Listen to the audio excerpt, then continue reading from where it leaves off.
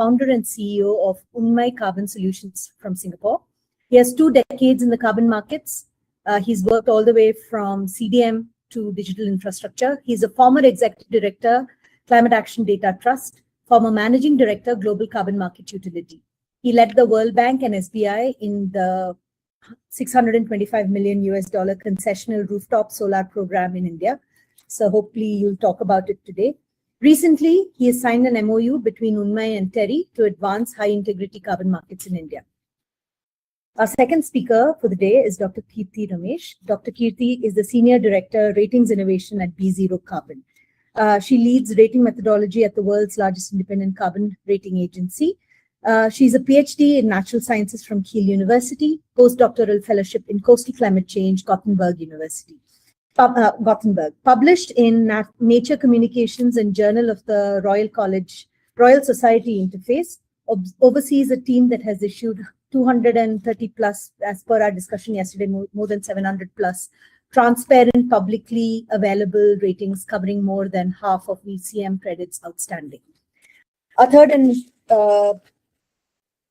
not by any chance less important speaker is Gagan Reddy. He is our Proclime's very own data and technology chief. He leads data engineering, analytics at our company, and he's digitizing the carbon project lifecycle. He's an MSc Control Engineering, Delft University of Technology, WEF Global Shaper, Climate Reality Leader, Inc. Fellow.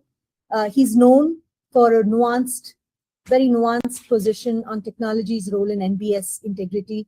Publicly, he has argued that digital MRV is not equal to high quality projects. So we'll talk to him a little more about that today. While we get right into our conversations, what I would like to remind all of us is kindly keep your mics on mute. And if you have questions, please raise them in the Q&A section. We will, the marketing team will run a poll during the conversation on anything that feels appropriate. So please do feel free to participate. If you have any questions outside of the Q&A, that you might want to add, maybe on the technical issues with the webinar, if you have issues with sound, or if you want to raise anything else to the marketing and sales team, please use the chat function. Right now, we are 30 of us in this webinar, and I'm going to jump right in. And my first set of questions will be directed at Dinesh. Dinesh, thank you for joining us. You have built the plumbing of CAD Trust and the market layer at GCMU. You are now advising governments through Unmai. What is the single biggest data failure you see repeatedly in climate projects, and why has it still not been fixed? Thank you so much, Teresa. First of all, thank you for giving this opportunity to participate in this interesting topic. This is the first webinar on carbon markets where the title doesn't have the word carbon. So it's quite interesting part in terms of trying to understand how the kind of discussions will lead to today. And I hope we'll have a lot of interesting dissection of this most important topic. Given my experience in terms of data, I think all of us in this panel as well as in the audience would have dealt data in different levels over the last several decades. But right now we are in a stage where we talk about data abundance and not data intelligence or decision intelligence, basically. So it is the single most failure, I would say, in terms of trying to have an aggregation intelligence of the data that is available so much in abundance from a given project or a boundary or a decision or a policy or a regulation. But we are unable to exactly pinpoint the most relevant data or the data set points that is required to make that part of the decision at that part of the time. So that is more relevant for B0 or any other rating agencies who are now coming up with different kind of methodologies and tools to predict, which was not done in a big way before during the CDM days. So my single most kind of pinpoint towards the data, towards a failure is basically the data aggregation aspect of it. whether it's finance grade or whether it is a kind of a project predictability aspect of it, or we are talking about securitization of the legal title of the asset, which is another big topic. So these are the points which really make you feel that not that comfortable in terms of the satisfaction that you've done a job at the end of the day, and now you can look forward to a lot of progress and scale in terms of finance or the climate ambition. The second part also, which is equally important, is the DMRV, which we will hear more from Gagan today, is that the data has been always static so far. At any point of time in the carbon market, until recently, we have never seen anything as dynamic as we are yet to see in terms of the real-time issuance of carbon credits. I think that I won't say as a failure, but there are very limited efforts in the past. Whenever I got involved in this, as early as 2017-18 in the first DMRV project in India, the ambition was to only collect, project, and then showcase the data. That's it. That was, I think, beyond that in terms of achieving the most ambitious outcome of live generation of carbon credits, which I think right now we are able to at least step into that, which is a big step in terms of how we can enable live or kind of a real-time issuance of carbon credits, as we usually say. So I would kind of suggest those are the areas which I am now striving hard to work towards in terms of creating enabling ecosystem for trying to understand the intelligence of the data which is in front of us, and how to really kind of address a fragmented problem, which is not going to be disappearing tomorrow or day after. It is going to continue forever. Therefore, it all depends on the smartness of all of us to trying to discern the kind of data that is in front of us. And therefore, I would point towards those two areas, Teresa.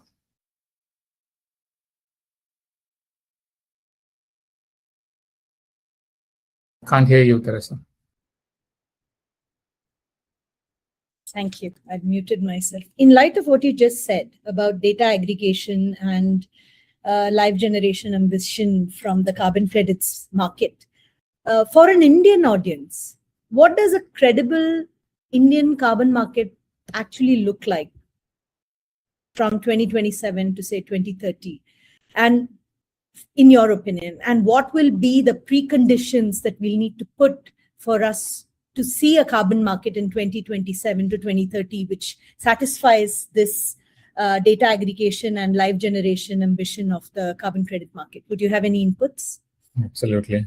So again, a very interesting question in terms of how the whole kind of the largest democracy in the world is trying to address this issue for the first time. Last time it was that it's a market mechanism. Therefore, the government of India was kind of only providing the guidance in terms of the approvals for the clean development mechanism projects. But this is the first time the country is getting involved. The whole world is getting involved in implementing Paris Agreement, and government of India has gone one step ahead in implementing the CCTS. But having said that, it is not new for the country to have such a kind of a regulation in terms of the intensity aspect of it. It was in a different form before under the performance achievement rate scheme. Whether it's a success or a failure or it was neutral, I'm not getting into that debate, but I'm trying to understand the experience that has been garnered over the last decades with so much of data again in terms of trying to understand how the transition could go into greenhouse gas emission intensity kind of a targets. And that was not an easy transition at all. And therefore, I don't see a massive kind of a win in the next year, actually. But of course, it would also seed the first issuance or the kind of action towards understanding whether the scheme has really worked to have a surplus or a deficit, and therefore the market is going to respond accordingly. So the first thing first is to understand whether we would be having liquidity within the compliance system. When I say within the compliance system, is today is 490, and therefore the expectation is that they would almost double in terms of the coverage. And then, of course, we have to have the power sector coming maybe sooner or later. And therefore, the real action comes in when the targets are going to be really hard and challenging and ambitious. So that is a kind of a moment of the expectation that there'll be more participants and strict and stringent targets, and therefore you would see a surplus market, a kind of a market with surplus credits, and therefore there is a deficit market that could try to understand how the surplus could be procured.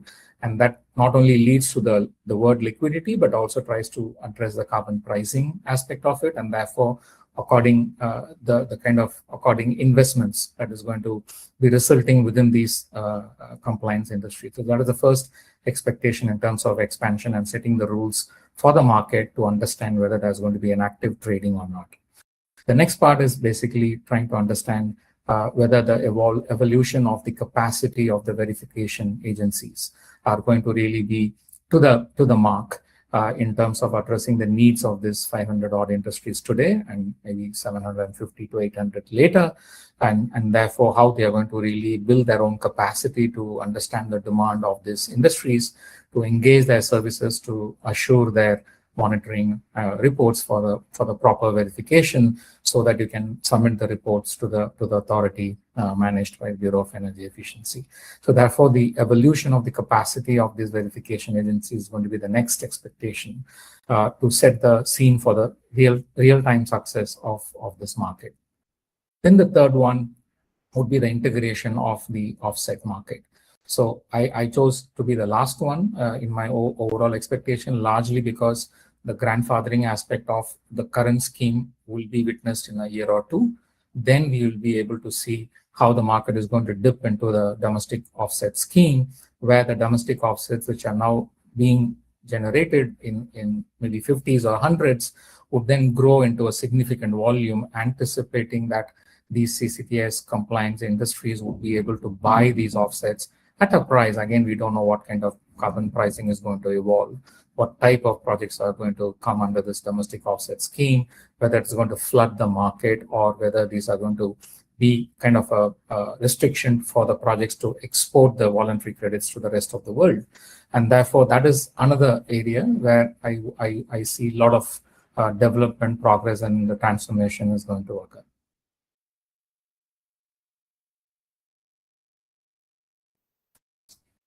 Again, you're muted. I should remember to unmute myself.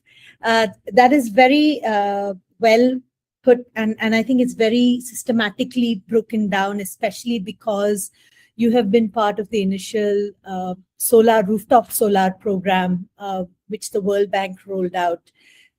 You had spearheaded that particular mission. Would you like to tell us a little bit about what that particular project taught you about how carbon financing happens, and the gap between carbon financing on paper and the on-ground delivery aspect of the program? Because a lot of the points that you made sort of dial back into financing as much as it does to executional intent.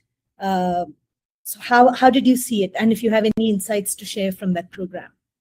Great, thanks. Yeah, there are many, but I would try to be as pointed and focused as possible. First thing first, the rooftop solar program by the World Bank never had carbon financing integrated when it was funding this, actually, because it was largely directed towards a commercial industry for that, actually, and it was managed through State Bank of India, and therefore it was making its own case in terms of the returns on the investment, and therefore SBI across the country was kind of having this massive outreach to educate and create awareness amongst these commercial industries to adopt the rooftop solar.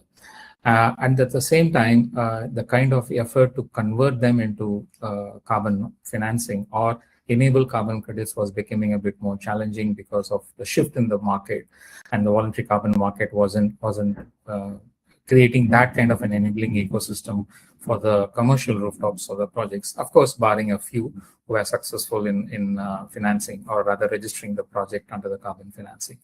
But the most important part was shaping the policy and regulations, largely because this is one of the most challenging fragmented asset distribution technology or a sector where you can imagine having a rooftop solar for each and every commercial industry. Largely, you only envisage the large corporations who have big industries, but we're talking about MSMEs who have never been a part of this journey yet, and therefore it was very hard to bring the MSMEs on board, and a few dedicated programs were also launched to educate again the MSMEs to adopt the rooftop solar. And therefore, SBI played a fantastic role in terms of leveraging their existing MSME schemes to give this kind of access to this kind of financing. That's one part. The other part was we also tried to leverage the kind of data, the networking with the inverter manufacturers and the solar module manufacturers to see how the data could be captured and we can create the first digital MRV for this. And we succeeded in creating the kind of methodology for that and the monitoring formats for this program, largely because it's hardly 2 or 3 data parameters that are required for this kind of projects under the carbon credit scheme. And therefore, it was very easy to develop the framework and also to do a quick demonstration by setting up a scheme in National Institute of Solar Energy, where we had a real-time project from Chandigarh, which was pumping the data, and then we were converting into real-time carbon dioxide savings. But the most challenging part was the availability and the accessibility to the data, and who owns the data. That became another major point, which is even relevant today. I hope Gagan would address that issue as well.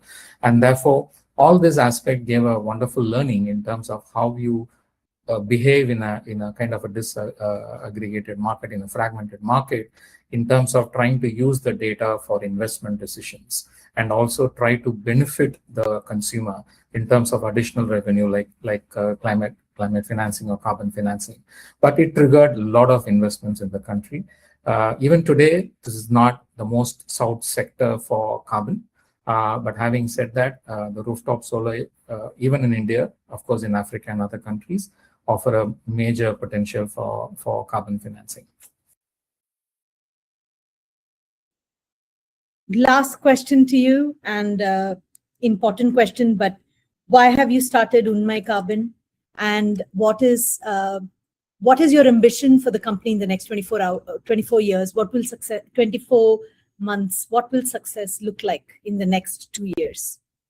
That's as I look back, not too many years, but in terms of the recent past, the kind of the transparency, trust, and accountability was always lingering in terms of trying to understand how, as we move forward, when I was working with Climate Action Data Trust or with the national registries in Africa and Asia, as we speak, the kind of understanding related to the access was very important. I give a lot of importance to this aspect because access is anything and everything, and that consumes the whole aspects of how we live in this planet. And therefore, it takes different shapes for different people. But for me, I think that would be the only ambition, if it is not ambitious enough, that access is the only thing that I would like to work towards. And whether it is 24 months or 24 hours or 24 years, I would always live and breathe in terms of trying to see how I can achieve or enable an ecosystem to kind of have an impact in terms of how the access was before and how was the access after, in terms of my intervention, to become a neutral kind of enabler, I would say. When I say neutral, I'm not an NGO here. I would still love to make profits, but I would like to remain as neutral as possible to enable the architecture in all forms to empower this access for anybody and everybody. Fantastic. And may you have great success. I'm now going to move to Dr. Kirti. And if we have questions for the panelist, for Dinesh, please put your questions up in the Q&A section.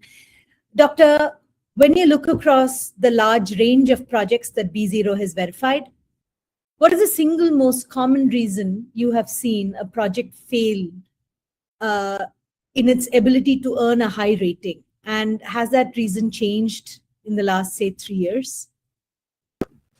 Thanks, Teresa. I think, well, the first thing I would say is B0's rating follows this 8-point scale going from a single D to a triple A. And actually what the single D represents is the lowest likelihood of achieving that 1 ton of carbon avoided or removed. So it's not necessarily always that a project has failed, but really it has this the lowest likelihood.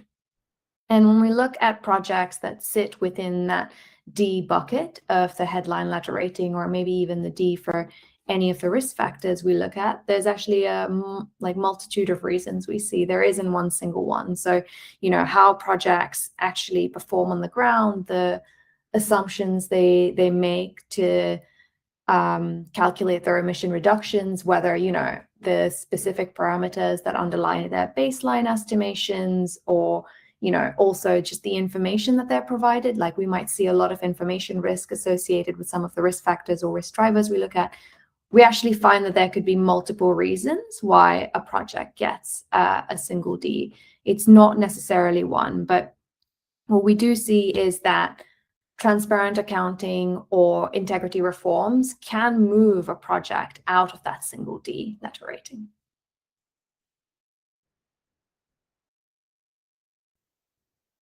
Fair enough. What is the average quality of project documentation, and how does it actually look like when it lands on your desk first? And what does that tell us about the state of MRV in the market today, as on date? We find project documentation to be highly variable, also variable across, I think, the life cycle or the life stage that a project is in. You know, I think, as you might expect, as a project kind of nears towards its issuance, it really has established itself in its design and its reporting structure. So we see a lot more firmed up documentation at the latter stages of a project than we do in the ex-ante world. But in both worlds, actually, what we see is a huge variability in how projects document themselves. You know, this is associated with the multitude of standards bodies that you have that don't have a single template for how you report emission reductions or removals. Also, across the various project types, we see even basic things like project boundaries sometimes inconsistently being shared, not available publicly, or sometimes also across a project's own lifetime as that boundary changes, like those not being updated. So it's extremely variable. And we have developed at B0 our own carbon accounting templates that we share with projects so that, you know, at least there's consistency in how we can access the data. We're seeing these templates be picked up also by other entities because we've shared them with standards bodies and other marketplaces as well. So like one of our big goals is transparency and also standardization of how at least the core fundamental data that underpins credit issuance is shared. Absolutely. Do you have any inputs on the time it takes to verify? Have you, as B0, seen some internally, how are you managing or how are you handling the volume of projects that you're handling? Is there any insight? Because what Dinesh was speaking about earlier about capacity expansion for verification agencies under the Bureau of Energy Efficiency, for example, they might be able to take a leaf or two out of how B0 has been applying. So any thoughts on that? Yeah, I think we're definitely seeing the bottlenecks arrive, particularly in some sectors where, you know, verification, for instance, is associated with a lot more manual effort, field visits, etc. For instance, in the nature-based spaces, you know, I think tooling is like a huge part of it. So like, do you have these standardized templates for how projects report what happens in their monitoring and verification periods? Do you have standardized templates for how project boundaries are shared and then maybe perhaps also made universally available? And there's a bunch of things we see. Like for us at B0, we're always, you know, looking for improve tooling and efficiencies in how we assess projects so that we can give our deepest due diligence to all of them.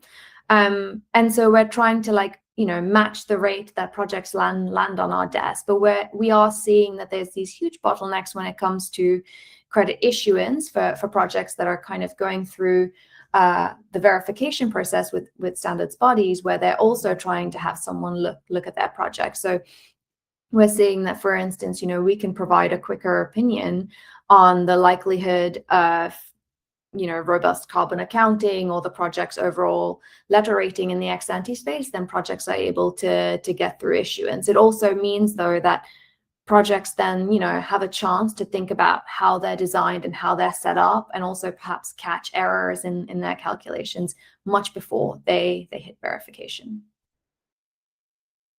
Absolutely, that helps. Thank you so much. That helps. Doctor, there is a growing belief that digital MRV and satellite monitoring will solve most of the quality issues in the carbon markets. From a ratings perspective, where does technology genuinely close the gap, and where is it still overhyped? From what you have been talking about so far, you haven't really made technology the hero of the solutioning aspect. So I would like to understand from you how you see technology being a solver, a magic pill. Yeah, I mean, there's definitely a space for technology to be an enabler, and it definitely is in all of our work and our analysis, and also just our operational workflows. I think there's no silver bullet, though, unfortunately, for the carbon market. So if you take trying to affect climate action in some of the most remote places on Earth, actually digital MRV solutions are not going to help us, bring those activities to light there. I think a really great example is, in certain sectors of the carbon market that have been scrutinized for quality and for integrity, like in cook stoves, digital solutions have been, suggested to be able to replace those quality concerns. In reality and in practicality, though, we know that these digital solutions are not going to be available to last mile end users in extremely remote contexts. And that's also not the solution that, if it was deployed, that they would be able to take up. And so I think that it has to have a healthy amount of practicality if we do want these rural communities also to be able to move through the transition. Thank you, Dr. Kirti. That was fantastic. We'll come back if we have questions from the audience. Thank you for answering so nicely. I'm going to move over to our very own Gagan. Gagan, you are off camera, but I'm going to ask you if you're back. Great. Gagan, quick question. We heard Dinesh and we heard Kirti. Now I'd like to hear from you. You run engineering, data, and analytics. And your entire mandate is to digitize the whole carbon project life cycle. So what does good data actually look like when you start on day one of a project in, say, rural India? I'm taking off from where Dr. Kirti left off. And how far is that from an idealized version that we hear about in conferences? How far is it? In conferences, we tend to talk a lot about, a very idealistic view. But in reality, on ground, when you're looking at data, how does it look? So I will look at data as two states right now. One is having it and having defensible data, right? On the one side, there are projects that have very fragmented data. As Kirti was saying, very variable, it changes over time. That is definitely a start. But then what is the quality of that data that we're holding it? Does it hold up to an audit by B0 or the VVVs, or a smart investor who's looking at procuring good quality credits? Again, I don't want to get into the definition of good quality right now, but fundamentally, having data with some sanity checks is definitely a start. On one side of the spectrum, you have pen and paper based forms that are filled out, and that is translated to an Excel sheet. So multiple points of human error. And then the next evolution of that is to have a digital app or even a digital form. But you need people to use it. And there is definitely a gap between a field rep who's going to talk to a farmer, have a conversation, fill out a piece of paper and come back versus uploading the same thing on his mobile phone, even though many people have phones across the world now. It is a small behavior change that needs to occur. And I think that is something that is missing because I can sit behind the desk, create a really fancy app and say, wow, this has so many cool features, but why isn't anybody using it? So that kind of interface design or touchpoint design has to be more in the forefront because that will help us design better forms, better data collection protocols, usable data collection protocols that can come into a centralized repository that could be tokenized, or just as long as there's information sitting in one location and we know that this is logged, we can start to develop systems to improve them, right? If we take the example of RISE, AWD projects, we can go from logbooks, digital logbooks, to SAR-based measurement of water detection to an IoT device. Or the current system where you talk to a farmer, give him a pipe, and you log the information, right? So I think there are versions of how it can be set up, and we will continue to improve it. The question now is, one, people. Two, I'd like to introduce the cost angle of things as well. Many of the DMRV systems account for a big chunk of the cost of creation of the credit, prohibitively so. And if that can be reduced, if that can come down to a more reasonable number, I think we'll be in a better place to deploy these systems and collect it. Because it's a squeeze on multiple fronts. Buyers of the credits want high quality, but they don't want to pay more for it. Or at least they will negotiate a market rate as opposed to, can we invest into a better system?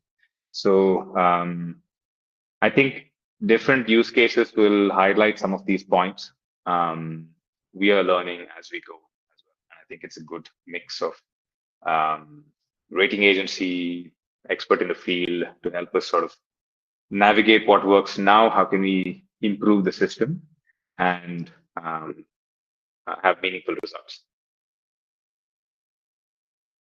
You're right. I mean, I hear you. The two different customers, one is of course the developer side, and then because we're issuing credits, and then the buyer who wants that assurance when both have different priorities and they pull in different directions. So for the platform to resolve that and to figure out that the market wins and the community benefits, I think is where you are ruminating. Absolutely, Gagan. Tell us from your experience from the field when you look at NBS projects, for example, and this was a question we were deliberating yesterday. Equating high quality NBS projects with digital MRV solutions misses the bigger picture, right? Like if you think high quality NBS projects are equatable with digital MRV solutions, delivering that, we're missing it. So if you could unpack that for us, what is everyone getting wrong about technology's role in project integrity? I think, again, I'd like to restate that high quality is a marketing term, that labeling a product natural doesn't mean anything. It's just to trick the audience into thinking that this is what it is. So a cook stove project exposés came out a couple of years ago saying a lot of oversubscription has happened, measurement is difficult. But just some recent analysis from this week, in the first quarter of 2026, half the credits that have been retired are Cookstove projects. Half all issued Vera credits are Cookstove projects, right? So has the problem been fixed? Are there better systems to measure them now? Have VVBs figured out a way to weed out these bad Cookstove projects, right? So I feel like market dynamics is continuing to play out. On one front, it challenges the current operations. On the other front, people are continuing to buy it, saying, hey, we have committed to buy this much, or this is still okay for our threshold to accept that this is still all right, right? So I feel like, and technology will continually keep evolving to a stage where more people use it, especially now with AI coming to the picture. I'm sure that Dr. Kirti was mentioning about firmed up documentation. It's a lot easier to create documentation now, but it's also getting difficult to go through them and understand, does this make sense, right? You can have a 100-page document that means nothing. There's a lot of slop in the system. Yeah. It's a lot of slop, right? And it just puts the burden on the VVB, on the rating agency to be like, okay, now I need to study this, which looks smart, but in reality might not be, right? So I feel like there is a fine line to walk here. And I think getting the right use cases at the corporate level, at the developer level, at the intermediate bodies, to say, let's do this one project right. And let's account for all the issues that plague the market, but let's try to address some of them with this one project. And that sets a new benchmark for the remaining projects in that methodology type, right? And also methodology should focus more on a jurisdictional baseline as opposed to I pick Vera and I'm going to stick with Vera, right? You should be in a position to say, okay, can I move this project to a different methodology? Have I done a good enough job that it already qualifies for that more stringent regulation? Does it already qualify for Article 6 CORSIA or some new more stringent methodology that can come about? It's about having that baseline set really well and that outcome set really well, so that one, you're prepared for any off-taker, any channel for that offtake, but also making sure that your system is designed for multiple revenues. You stack them on top of each other, make sure the business runs well, and carbon is a nice cherry on the cake. It's a nice enabler for the climate finance, but the business should run by itself. I think that is something that in general should be true for all project deliveries. While you were talking, I was thinking about how you were mentioning earlier, the cost of creation of credits is prohibitive, right? And then we were talking also that high quality as a term is a marketing term. So what you were just talking about sort of brought it all together in my head, and I want to just share it with us. High integrity projects are what we are all talking about, and that high integrity being driven by data saliency, right? And therefore, in a market which has had multiple offshoot asset classes and multiple players and multiple methodologies, what we are actually seeking are pioneers of high integrity in each category, who are able to champion it, who are able to put together the best team and the best solutions. Sometimes they may be beleaguered with higher cost, the burden of a higher cost per project, and the carbon credit may not be commensurate with the cost of project. But that, to me, feels like something that should help the market reorient and recalibrate. And that should, going back to Dr. Kirti's 8.8 scale rating point, how does a project, if majority of the project proponents are operating in a D category, for example, what would be a AAA category, high integrity carbon developer proponent who is then leading the way for that asset class? could be something worth championing. And that goes back to Unmai's reason to exist, that you are looking to give people access, the right people, the right access, who are those pioneers who are willing to do the work needed. Because this is not a very straightforward, well laid out, well oiled machinery. Like Gagan said, we are all learning as we go along on how to fix this. So this has been a fabulous conversation. Thank you all for your time and your thoughts. Do we have any questions from the audience? Abhishek, Anu, do we have any questions that we need answered?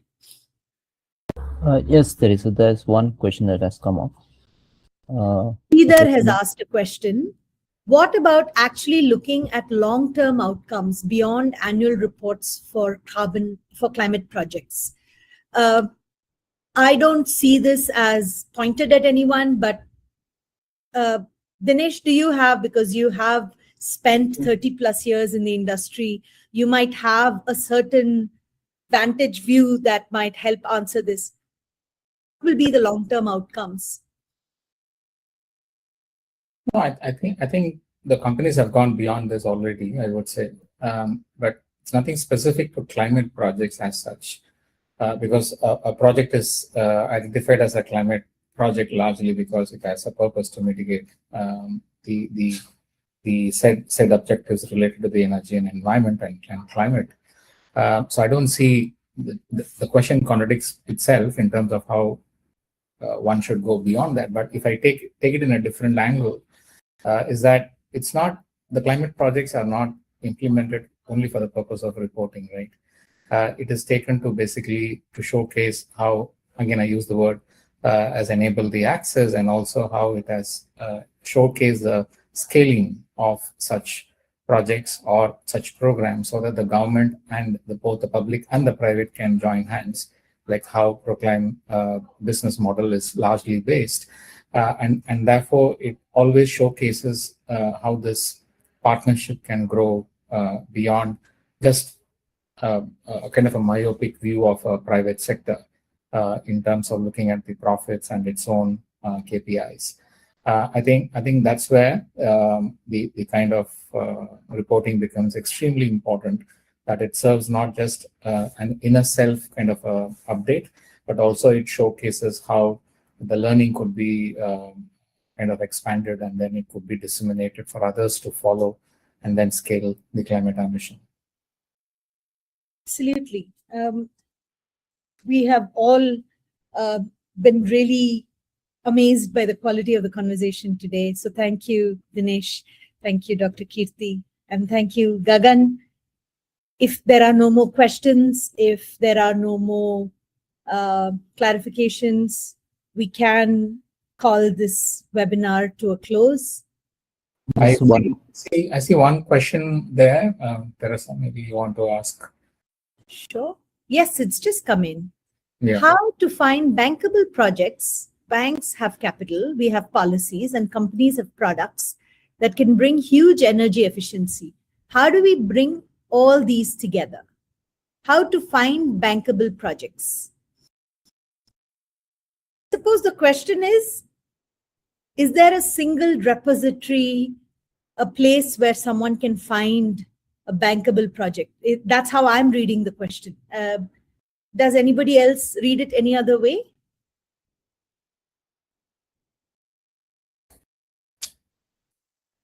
I don't know whether I should again pitch in here, but I'd love to see and hear what Kriti wants to say on this actually, because agencies like BayZero and others have now started looking at X ante in terms of how the projects are being basically projected and how good they are as they are projecting themselves. And in my experience, I've started looking at this as early as 2008 when I was heading the first carbon rating agency in UK. And we were just saying that rating is nothing but giving you the predictability of whether the project would be registered and how much it would issue. But that doesn't matter, if the project is not bankable, these two questions, whether you have the best answer, doesn't matter. So whether it's how much it is bankable and how much it is going to really garner the investments is a key issue. And it is not a simple repository or a simple link that one would get with the definition that it is a bankable project. It is more a kind of an effort, a joint effort, as I mentioned to you, based on the policies and regulations of a given country. Then the banks work towards how to enable financing and therefore look for good projects. It's always a saying that money chases projects and projects chasing money. It is going to continue forever. But agencies like Viz0 and others who have more critical access to the data intelligence, as I mentioned earlier, they would make a lot of difference in terms of how these projects could navigate better, and therefore the pipeline looks good for any bank within the country, because the domestic climate financing, believe me or not, is the largest ever in any country in a given year as compared to international climate financing. You can go and check. And therefore, domestic financing institutions, whether they know or not, they are continuing to increase their exposure to climate financing. Whether they're doing it willingly or not, I'm not debating that. But given the fact that the domestic financing institutions are taking much more risk, entities like Viz0 have a greater role to play to bring that pipeline aligning towards the bankable projects. But I'd love to hear from you as well. Do you have anything to add to what we just heard from Dinesh? Yeah, definitely. I think when I think about a bankable project, there's like two different outcomes, right? Like, am I thinking about a project that returns a certain level of quality of credits for every credit it issues, but also I'm thinking about the volume of credits that it's going to issue based relative to its prediction when it starts. And on both of those, I think like we have the data and analytical tools to help buyers or investors think about bankability of a project. So when you think about quality, I think that's exactly where the rating comes in. If you're thinking really early life stage, then that's where the ex-ante ratings come in. So you can look for across all of its crediting period, how is this project's quality of credit issuance going to change over time? But separate to that, there's also like two different components of P0's work that I think that are really interesting. One is our work on project execution risk, which we focus in our ex-ante space. We look at the technical and operational elements of how a project's going to be run, how it's designed, the market mechanisms or infrastructure, the policy and regulatory risk that might change over time, that might also impose restrictions on the volume of credits, or whether the project becomes operational at all and has successful registration and has successful verification. But the other component we look at is delivery risk, really specific to the project types. And I think having great quality credits is one thing, but if you can't have a predictable volume of those credits arrive, it's also not a bankable project. So those are, I think, the two different ways in which P0 looks at it. Yeah, Teresa, I see one more question.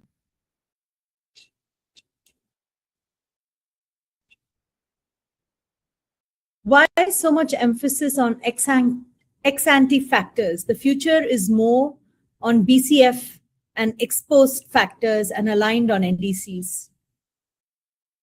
Again, Preeti, do you know what is BCF? Okay. I have the same question as the follow-up one. What this abbreviation? May I know what BCF is? I'm just asking because I didn't know.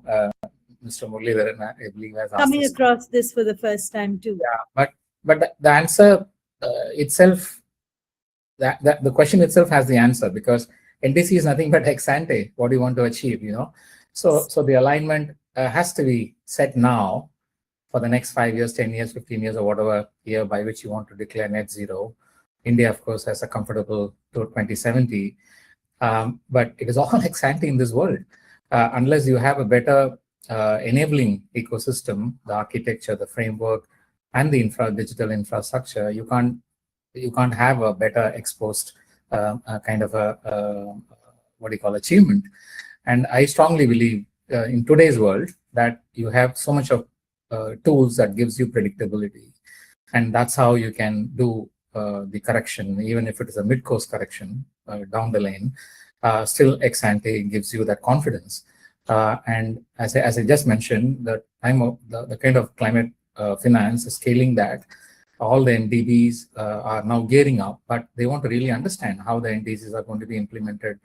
You have conditional, you have unconditional. Within unconditional, you have so many things to work around. How do you integrate, and what is the availability of data? So everything is ex ante, and unless you have a strong evaluation of ex ante, I don't think you will be able to appreciate what is coming ex post. And how do you really learn from the ex post parameters to further strengthen yourself for your ex ante analysis? But I don't know whether other co-panelists have a different view. Yeah, I would agree with that. I think also, you know, thinking about ex ante is just constructive to how the market develops. If you focus your analysis and your time on ex post, it's all when a project is already kind of designed, existed, and operated, it's almost too late to make the changes you need to in order to help integrity and other safeguards push through. And it's kind of part of the reason why, you know, we've identified so many problems with really old historical projects in the market. I think what we haven't seen yet at scale is projects change how they operate in the context of these methodology revisions and changes that are coming through in the market. And that's where it's useful to think about ex ante, like, are we implementing enough safeguards? Are we going to be seeing like really a fundamental step change in how projects operate or the quality of credits they issue? And I think that's where it's useful and more constructive to learn in the ex ante space. Interesting. I actually saw this a little differently than how the two of you have seen it. So I'm going to ask Gagan his view.